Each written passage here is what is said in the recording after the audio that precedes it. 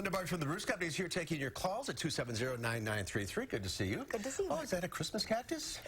That is the favorable, actually, of course, this is actually a Thanksgiving cactus, but that's typically what people call these. And beautiful flower, easy plant to get to rebloom as long as you put it outside during the summer and then back in. And then I also brought some things that smell good. This is a lemon cypress and lavender that's in the shape of Christmas trees. And then down front I have the amaryllis bulb. So if people have problems with them not coming into bloom or just developing leaves, make sure you get a decent size bulb.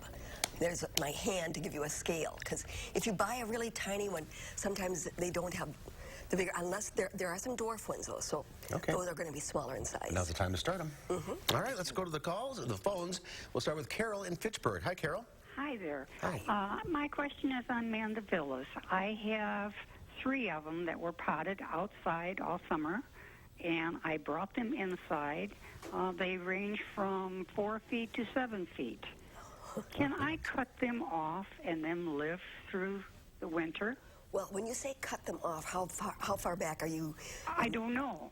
All right. I've usually done it just by leaving them. They do drop a lot of leaves. Yes. I haven't pruned them back. Perhaps closer to spring, you could do that. Okay. Especially if they start to get stringy growth, that could be removed. But as sunny a window as possible, try to treat them as a houseplant. And then as soon as we're past danger of frost, get them outside. Okay, very good. All right, thank you so much. Thanks for calling, Carol. Let's go to June in Middleton. Hi, June. Hi. Hi, what's your question? My question is, I have a bamboo plant that the tips of the leaves keep turning brown. I wondered what I'm doing wrong. No, it's not that you're doing something wrong. That is very common in certain plants. The tips are just, it's a concentration of salts in the water. So if you can use something that don't use softened water by any means. If you can let the water sit for a bit before you water the plant with it, sometimes that helps. And I've also heard of people getting snow and letting that melt. That takes a long time for snow to melt. I've tried that. So. Maybe a milk carton or something filled with water and let it sit for a day or two? Yeah. All right, Delbert from Richland Center, you're up. Delbert, you there? Hello. Hi, what's your question? I have a flowering crab tree, and it looks like the top half is dead and the bottom half has growth, and I want to know what's going on with it. Okay. Now, flowering crabs, if you've lost the top portion of it, sometimes what happens, a crab apple is grafted onto a vigorous root system, and sometimes the other tree grows up around the base, and you can actually have 2 different crab apples in the same situation.